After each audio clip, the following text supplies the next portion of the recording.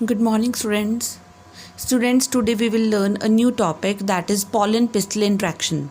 So, first question is, what is pollen pistil interaction? बेटा pollen pistil interaction क्या है? ये pollen pistil interaction क्या होती है बेटा? All the events from pollen deposition. pollen के deposit होने से लेकर right आगे कहाँ तक होगा ये event? Up to या until pollen tube enters the ovule, right? So all the events from pollen deposition up to pollen tube entry into ovule. This is known as pollen pistil interaction. यानी कि pollen के deposit होने से लेकर pollen tube की entry तक के जितने भी इवेंट्स होंगे उन सबको हम क्या बोलेंगे? pollen pistil interaction, right? Now students, हमें ये भी पता है कि जो पॉलन फॉल करा था स्टिग्मा के ऊपर, बेटा वो ज़रूरी तो नहीं कि वो वो राइट टाइप का पॉलन फॉल करा हो, राइट? हो सकता है कोई रॉन्ग टाइप का पॉलन ग्रेन हो. तो अब क्या होगा बेटा, दोनों के बीच में सेल्फ इनकम्पैटिबिलिटी हो जाएगी. अगर वो दोनों सेल्फ इनकम्पैटिबल होंगे, स्टिग्मा पे फॉल कर गया, तो बेटा वो ग्रो नहीं करेगा. It will only grow if the right type of, यानी कि compatible type of the pollen will fall on the stigma. So if it is of right type, the pistil accepts it, right, and promotes the post pollination events. तभी start करेगा, otherwise post pollination events start नहीं होंगे, right? अगर pollen wrong type का होगा तो बेटा क्या होगा, जो स्टिग्मा है उसको क्या कर देगा बेटा? रिजेक्ट कर देगा. क्लियर? रिजेक्शन कर देगा, और रिजेक्शन अगर हो गई तो फिर मतलब दोनों के बीच में कोई इंट्रैक्शन नहीं होगी. क्लियर? तो हम स्टार्ट करने वाले हैं इस टॉपिक को. अब स्टूडेंट्स ये देखो, ये हमारे पास सपोज़ ये है irrelevant pollen.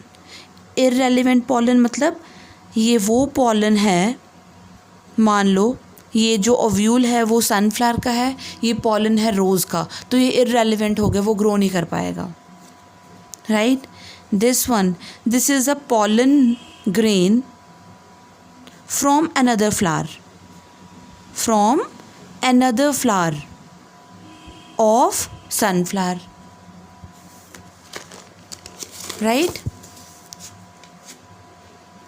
And this one is the pollen grain from same flower. तो ये हमारे पास मतलब 3 तरह के पॉलन स्टिग्मा के ऊपर फॉल हुए पड़े हुए हैं. तो अब इनमें से कौन सा ग्रो करेगा? सबसे पहले ये तो ग्रो करेगा ही नहीं, क्योंकि ये तो बिल्कुल स्पीशीज़ क्या जीनस ही अलग हो गया, ये तो ग्रो ही नहीं कर पाएगा. This is a pollen grain from another flower, right? Another flower से है. Clear? This is the pollen grain from another flower and this is a pollen grain from the same flower, right? अब हमें पता है same flower में कई बारी self sterile genes होती हैं. सेम फ्लावर के pollen grain और सेम फ्लावर के ओव्यूल आपस में इंटरेक्ट नहीं कर पाते because of having the same sterile genes. तो ये भी ग्रो इतनी जल्दी नहीं करेगा, ये सबसे पहले ग्रो करेगा. Reason because this is a pollen grain from the another flower, right? तो इनके बीच में इंट्रैक्शन अब होगी. सो pollen pistil इंट्रैक्शन हम पढ़ेंगे अब, राइट? सो स्टूडेंट्स, इन सीड प्लांट्स, बेटा सीड प्लांट्स में चाहे वो एंजियोस्पर्म्स हों चाहे वो जिम्नोस्पर्म्स हों, सीड प्लांट्स में बेटा जो मेल गेमीट्स होते हैं ना, सीड प्लांट्स में जो मेल गेमीट्स होते हैं, राइट?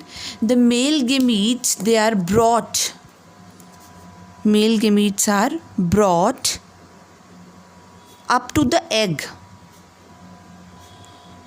egg by the या with the help of by the help of pollen tube. तो यानी कि मेल गेमीट अपने आप से नहीं एंटर कर सकता, it requires some agency and that is a pollen tube. यानी कि अगर पॉलन ट्यूब के थ्रू मेल गेमीट को ओव्यूल तक लाया जाता है उसको हम बोलते हैं साइफोनोगैमी। साइफोनोगैमी, बड़ा साइफन होता है वो, like long tube like structure को बोलते हैं। सो साइफोनोगैमी जो है that is brought about, that helps in bringing the male gamete to the egg and you know only right type of the pollen is able to germinate, बाकी germinate नहीं करेंगे। Clear?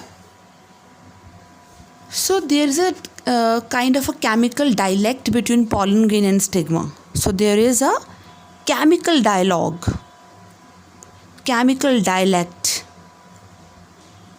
between pollen grain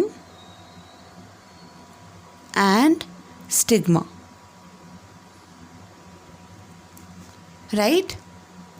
तो देखो वो आपस में अब कैसे इंटरेक्ट करेंगे, वो क्या रिलीज़ करेंगे बेटा, केमिकल्स की इंट्रैक्शन होएगी। पॉलन ग्रेन भी केमिकल रिलीज़ करेगा और स्टिग्मा भी, दोनों के केमिकल्स आपस में इंटरेक्ट करेंगे। राइट? उन इंटरेक्शन के बाद जाकर पॉलन ट्यूब क्या करेगी बेटा, ग्रो करेगी। सो जब बेटा पॉलन ग्रेन फॉल करेगा स्टिग्मा के ऊपर, कोई भी पॉलन ग्रेन फॉल करे, चाहे इररेलेवेंट हो चाहे रेलेवेंट हो, चाहे वो pollen from the same plant हो, बेटा सबको जो स्टिग्मा है that will provide hydration. So hydration will be provided. जैसे ही हाइड्रेशन होगी तो पॉलन जो है वो अपने प्रोटीन स्टार्ट करेगा रिलीज़ करने। मैंने आपको पहले भी बताया था, आपको याद होगा टेपेटम का फंक्शन था। टेपेटम ने एग्जाइम के ऊपर कुछ प्रोटीन्स डिपॉजिट करे थे, याद है? मैंने बताया था tapetum, some proteins are of tapetal origin. तो वाटर लेने के बाद जो पॉलन ग्रेन है वो स्वेल हो जाएगा, स्वेलिंग होने के बाद उसके जो प्रोटीन्स है वो इंटरेक्ट करेंगे विद द स्टिग्मा के प्रोटीन्स के साथ। राइट? अब जब वो इंटरेक्शन होएगी तो अगर इंटरेक्शन होएगी, अगर देखो इस पॉलन ग्रेन की बात करूँ वो तो ग्रो ही नहीं कर पाएगा बिकॉज वो तो इररेलेवेंट पॉलन है, कैलोज प्लग्स बन जाते हैं।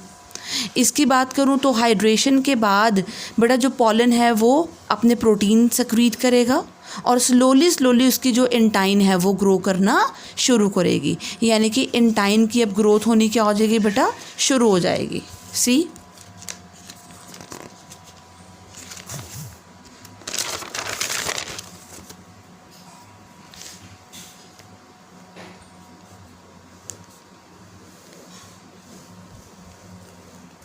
क्लियर? सी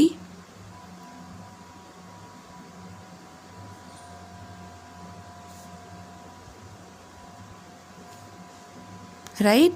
बेटा आपको याद होगा यहाँ पे भी एक पॉलन पड़ा था फ्रॉम द सेम प्लांट, वो भी ग्रो करेगा लेकिन वो स्लोली करेगा grow as compare to relevant वाले के। इररेलेवेंट वाले को हम ग्रो होता नहीं दिखाएंगे।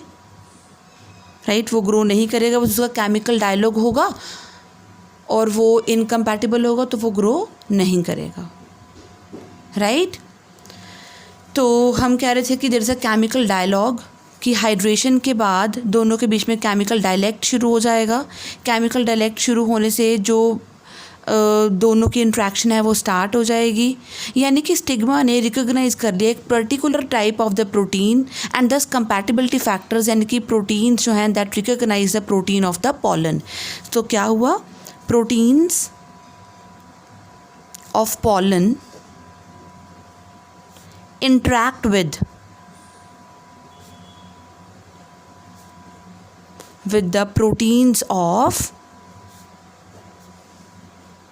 stigma। तो इनमें compatibility reaction हो चुका। And if the protein matches the protein of the growing tube, then the tube continues to grow। देखो अगर तो इनका प्रोटीन और प्रोटीन मैच होता रहा तो ट्यूब जो है वो ग्रो होती रहेगी। So next step would be tube की ग्रोथ।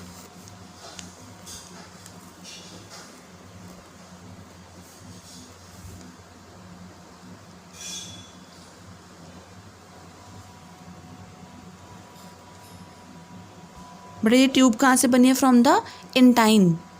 इंटाइन से ग्रोथ हुई है। Clear? So if the protein matches the protein of the growing tube, then the tube continues to grow, right? कहाँ तक ग्रो करेगी? अप टू ओव्यूल तक। यहाँ पर क्या पड़ा हमारे पास? ओव्यूल। अप टू ओव्यूल तक ग्रो करती रहेगी। लेकिन अगर वो मैच नहीं कर रहा तो बेटा उसकी जो सप्लाई है वो रुक जाएगी, उसकी वाटर सप्लाई भी रुक जाएगी टोटली, और फिर वो ग्रो नहीं करेगा। सपोज़ ये ग्रो नहीं करेगा क्योंकि इसकी वाटर सप्लाई क्या हो जाएगी? बंद हो जाएगी। क्यों बंद हो जाएगी? बिकॉज केमिकल डायलेक्ट जो था, केमिकल डायलॉग जो था between the two, between the stigma and between the pollen grain, वो मैच नहीं करा, इसीलिए इसकी सप्लाई बंद हो गई। ये ग्रो करता रहेगा, ये मैंने इसकी ग्रोथ दिखा दी है, and it grows very very slowly, right? So suitable pollen grain grows only, right? सिर्फ सूटेबल पॉलन ग्रेन ग्रो करेगा, राइट? और बेटा जो ग्रोथ होती है ना, वेरी वेरी इंपॉर्टेंट ग्रोथ जो होती है, that is a tip growth, very very important. Growth कैसे होती है? टिप, मतलब जो, ध्यान से देखो, जो पॉलन ट्यूब है ना वो टिप से ग्रो करेगी, यहाँ से वो थिन होती जाएगी। जैसे वो बलून सा होता है हमारे पास, काफ़ी बड़ा सा पतला सा बैलून होता है ना, उसको हम ग्रो करते हैं, वो टिप से फूलता रहता है, राइट? इधर से नहीं ग्रो करेगा, टिप से बड़ा होता जाएगा तो टिप काफ़ी ज़्यादा क्या होती जाएगी बेटा? लूज़ होती जाएगी, बहुत थिन होती जाएगी। यानी कि हम कह सकते हैं कि जो पॉलन ट्यूब है, pollen tube always show tip growth, right? It always shows tip growth.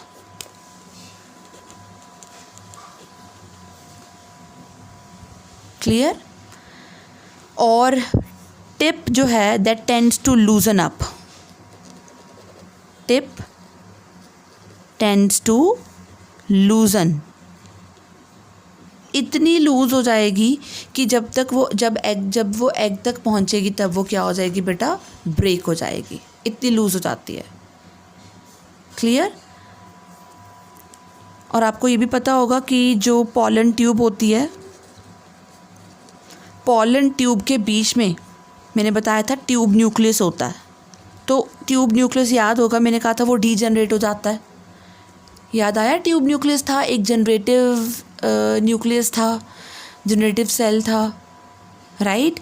Tube nucleus होता है बेटा, जो उसकी एक स्पेशलिटी होती है क्या, कि वो केमिकल को क्या कर सकता है बेटा? Sense, to sense the chemical, right? So pollen tube जो है ना बेटा, पॉलन ट्यूब को ग्रो होना है।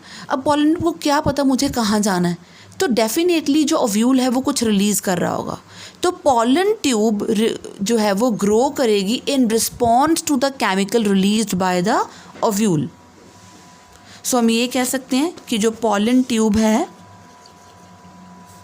पॉलन ट्यूब शोज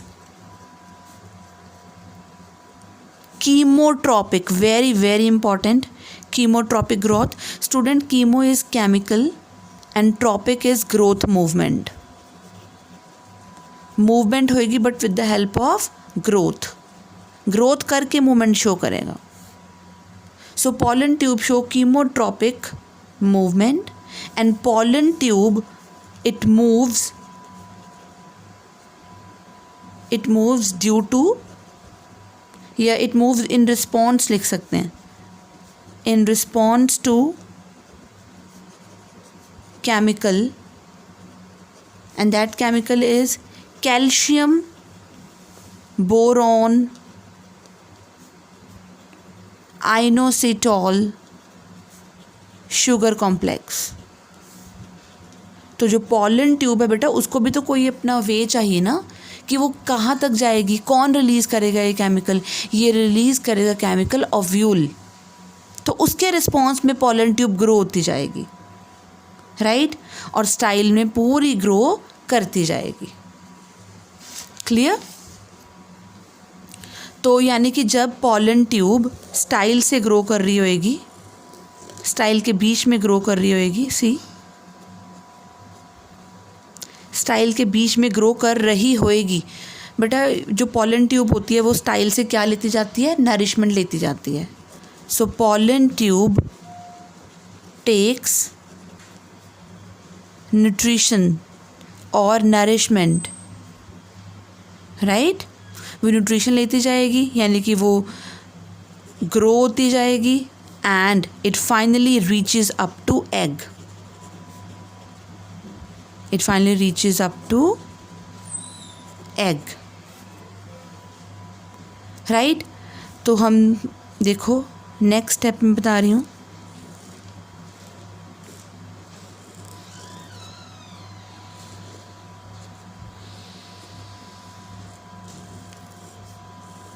ग्रो करती जा रही है और फाइनली देखो यहाँ पे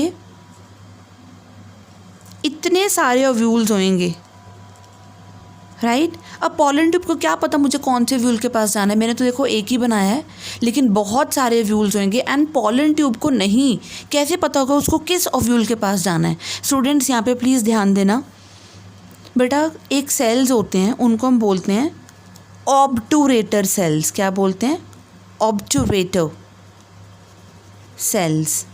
बेटा ये जो सेल्स होते हैं ना ये प्रेजेंट होते हैं या तो प्लेसेंटा के ऊपर, प्रेजेंट ऑन प्लेसेंटा और on funiculus, right. Obturator cells are present on placenta और ऑन फ्यूनिकुलस, राइट. ये ऑब्टूरेटर सेल्स क्या रिलीज करते हैं बेटा, ये सेल्स रिलीज करते हैं केमिकल्स, राइट. तो जो ऑब्टूरेटर टिश्यू होता है उसको लोकेट करना इजी हो जाता है पॉलन ट्यूब के लिए बिकॉज वो ऑब्टूरेटर सेल्स क्या रिलीज़ कर रहे होते हैं बेटा, केमिकल रिलीज़ कर रहे होते हैं. तो अब पॉलन ट्यूब को पता होगा कि उसको किस वाले ओव्यूल के पास जाना है, राइट. कौन सा जो है ओव्यूल जो है वो रिलीज़ कर रहा है chemical, right. So obturator tissue help the pollen tube to locate the ovule. And now the pollen tube bend towards the ovule. See? Now the pollen tube bend towards.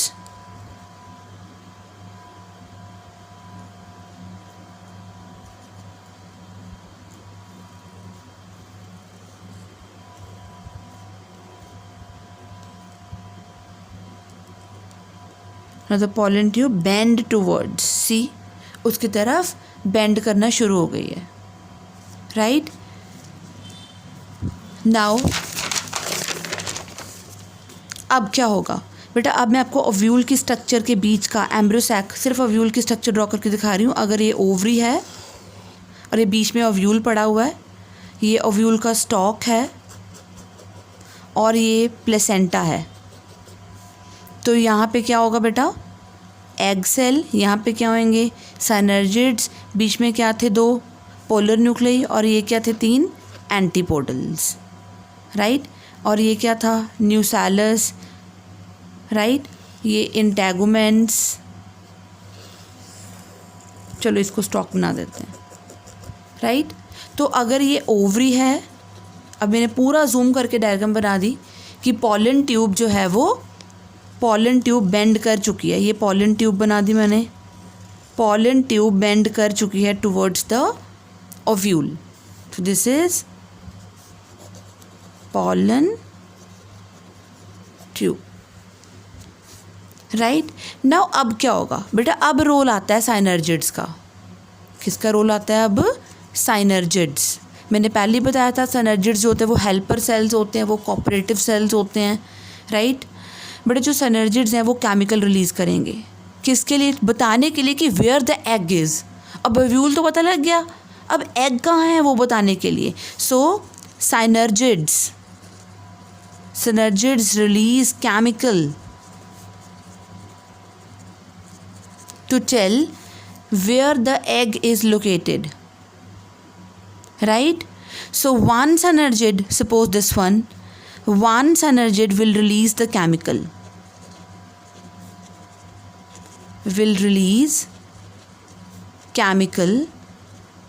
and attract the pollen tube,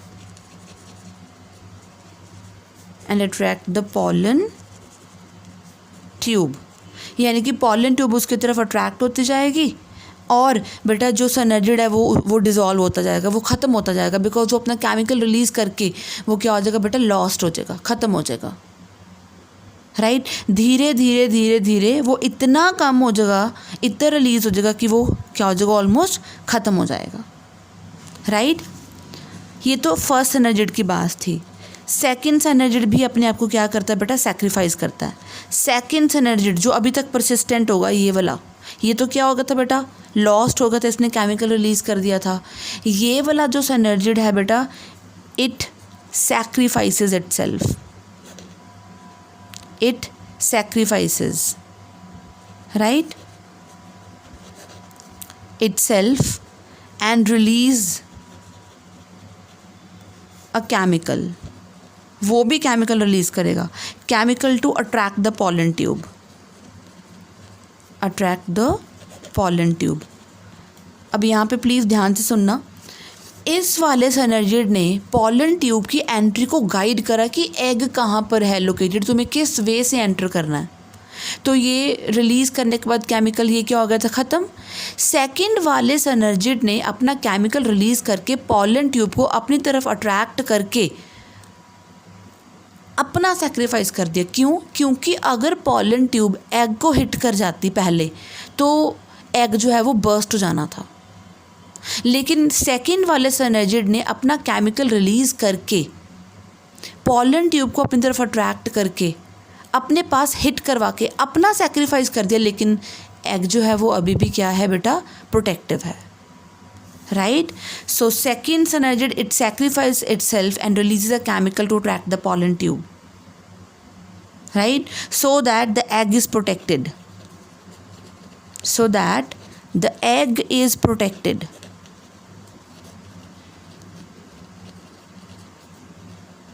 and takes part in fertilization, takes part in fertilization, right. So pollen tube now hit the second synergid and it second synergid also get destroyed, right. बेटा इस point पे आके जब pollen tube second synergid को hit करती है, tip इतनी ज़्यादा थिन हो जाती है, इतनी सॉफ्ट हो जाती है कि वो टच करती क्या हो जाती है, बर्स्ट। और बर्स्ट होने पे सी, अब मैं यहाँ पे दिखा रही हूँ,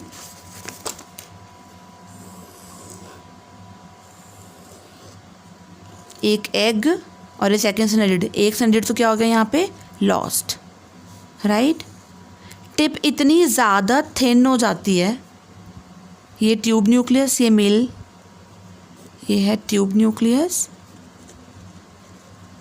और ये है मेल गैमीट्स।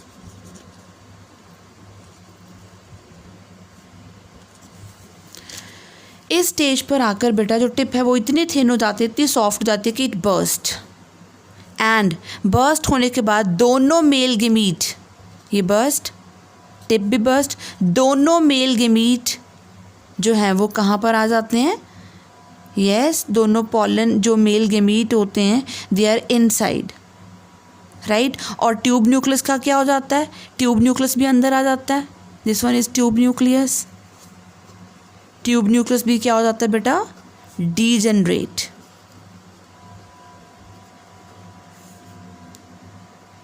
राइट, डीजेनरेट हो जाता है। और उसको हम क्या बोलते हैं बेटा, एक्स बॉडी, जब वो डीजेनरेट हो जाता है। यानी कि पॉलन ट्यूब जब हिट करेगी सेकंड सिनर्जिड को तो वो भी डिस्ट्रॉय हो जाएगा सेकंड सिनर्जिड, और इस टाइम पे जब वो हिट करेगी सेकंड सिनर्जिड को तो टिप इतनी ज़्यादा थिन, इतनी सॉफ्ट हो जाती है कि टिप बर्स्ट हो जाती है और मेल न्यूक्लियस जो है वो रिलीज़ हो जाते हैं, ट्यूब न्यूक्लियस डीजेनरेट हो जाता है। और डीजेनरेटेड ट्यूब न्यूक्लियस को हम क्या बोलते हैं, एक्स बॉडी बोलते हैं, राइट। यहाँ तक क्लियर हुआ। अब आती है बात कि एंटीपॉडल्स का क्या होगा। यहाँ पे जो एंटीपॉडल्स हैं बेटा, ये भी क्या हो गया था, ख़त्म हो गया था।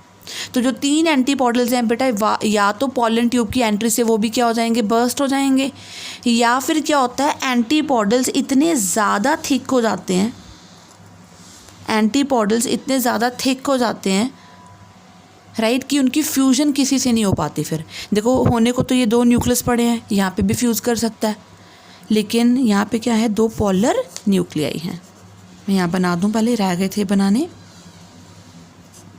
तो ये जो हमारे पास एंटीबॉडीज़ हैं वो इतने थिक हो जाते हैं कि उनकी फ्यूज़न फिर नहीं हो पाती किसी के साथ, या फिर वो क्या हो जाते हैं, डीजेनरेट हो जाते हैं, राइट।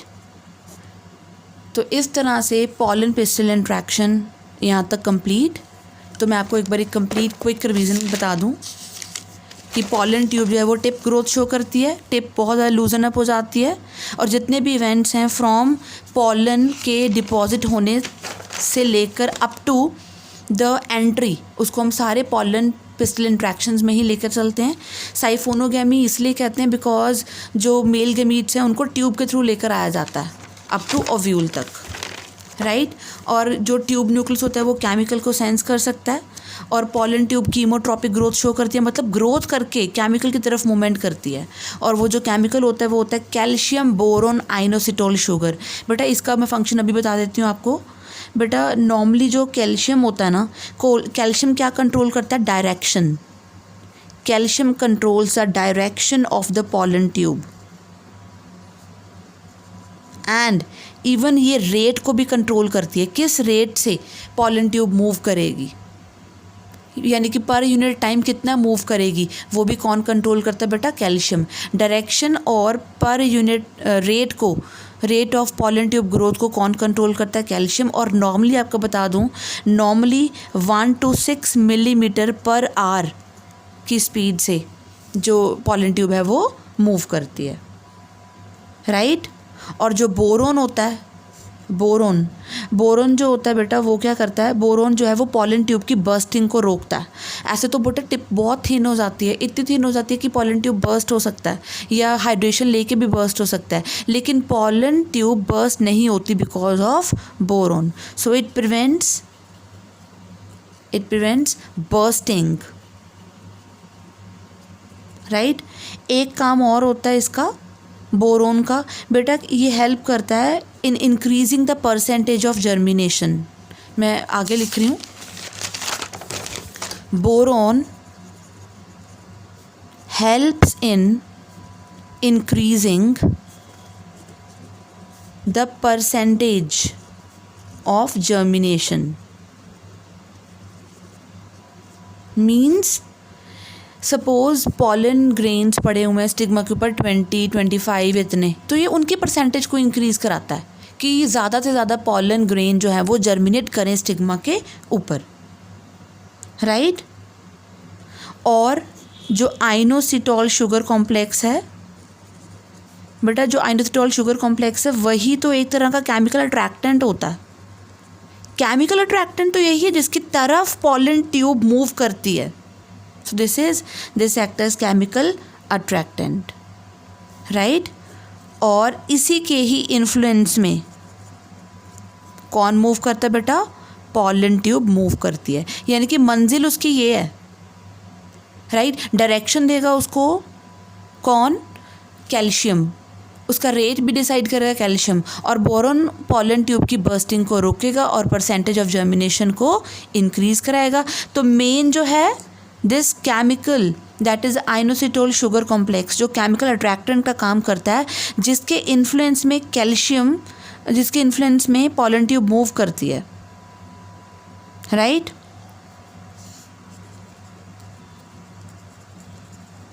और एक और चीज़ बेटा, 20 to 30 degree temperature, 20 to 30 degree temperature it is best for pollen germination.